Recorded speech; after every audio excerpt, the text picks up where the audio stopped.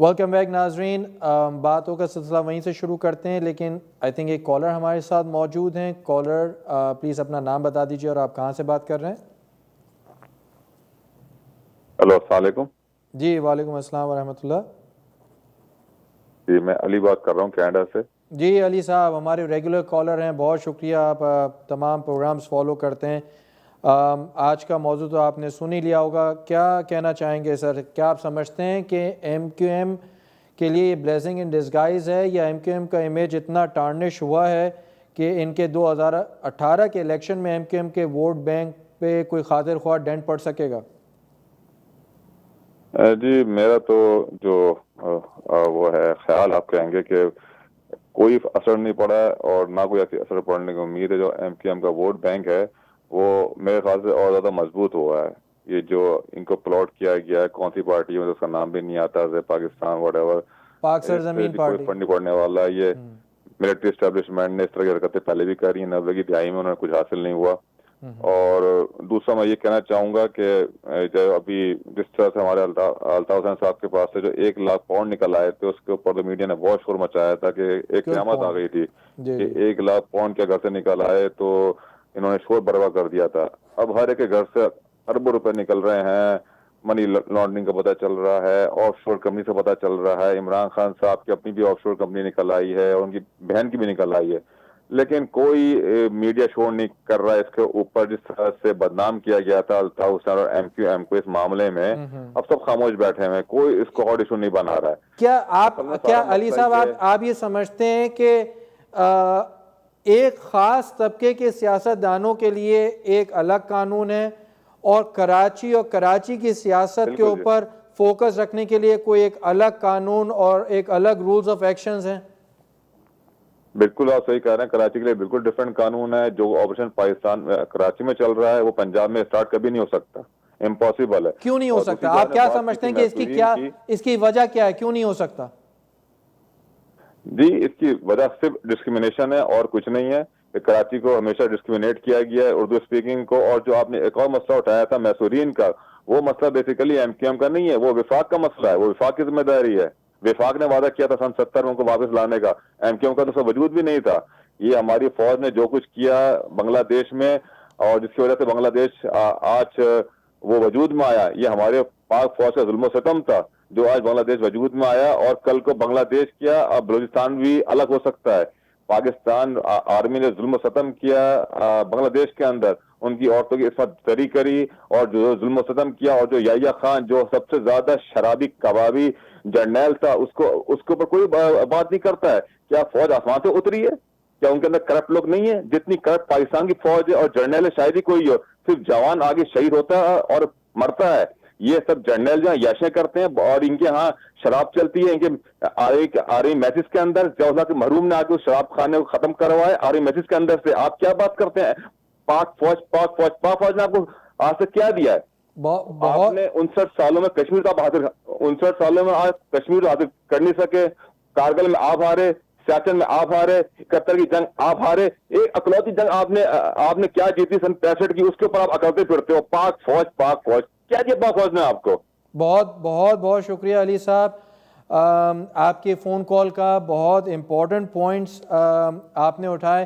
Again یہ open forum ہے، یہاں پہ سب کو اپنی رائے دینے کا حق ہے. کھل کے اپنی رائے دیجئے، جو کچھ کہنا چاہتے ہیں بالکل. جو آپ کے ذہن میں آپ کی تصویر، جو آپ کے ذہن میں آپ نے تصویر بنائی ہوئی ہے، جس طریقے سے آپ چیزوں کو اینالائز کرتے ہیں، میرا یہ پلیٹ فارم موجود ہے. آپ کھل کے کڑوا سچ کہیے، ہر ایک کی کال لی جائے گی، ہر ایک کی بات سنی جائے گی. علی صاحب نے چند بہت امپورٹنٹ باتیں کی ہیں.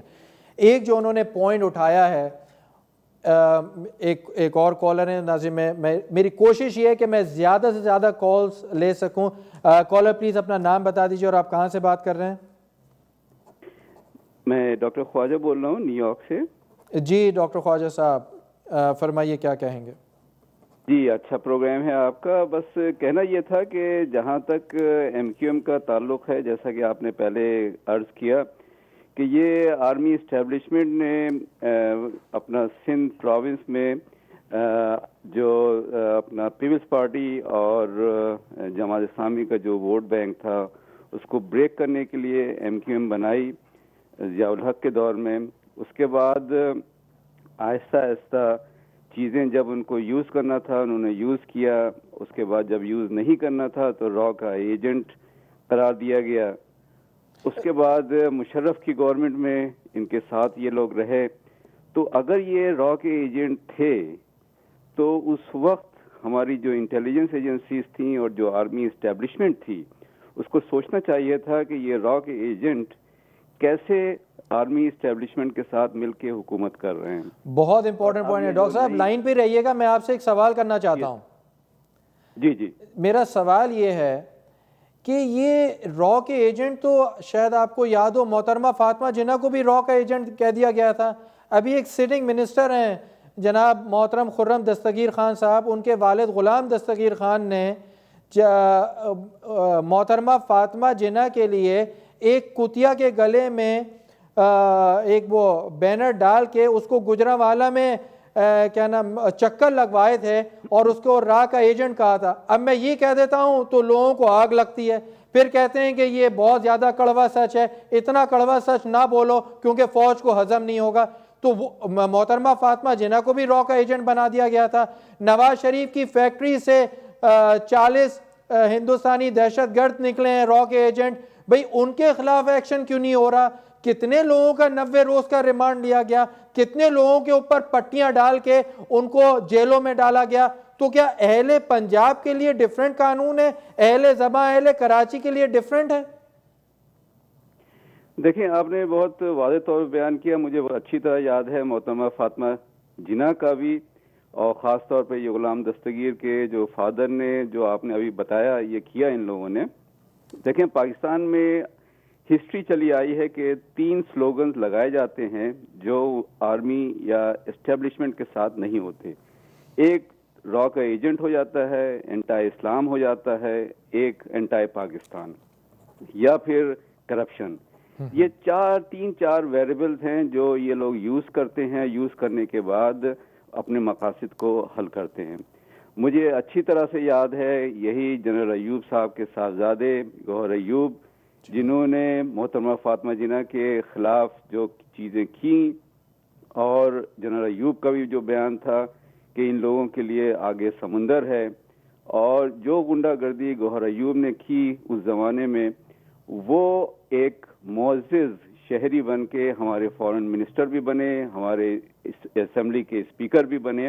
جی تو کہنے کا یہ مقصد ہے کہ جو آرمی اسٹیبلشمنٹ کا رول ہے اس وقت چیس بورڈ پہ آگے کیا کرنے جا رہے ہیں, یہ پاک سرزمین کو انہوں نے جو بنایا ہے, اور یہ وہی لوگ ہیں چاہے وہ مصطفیٰ کمال ہوں یا آپ نے بتایا کہ یہ GIT میں ان کا نام تھا قائم خوانی کا, یہ سب لوگ میری سمجھ میں نہیں آتا کہ آنکھوں پہ لوگوں کے پردہ پڑ گیا ہے کہ یہی لوگ 25-25 30-30 سال تک اسی MQM کے ساتھ تھے. بالکل.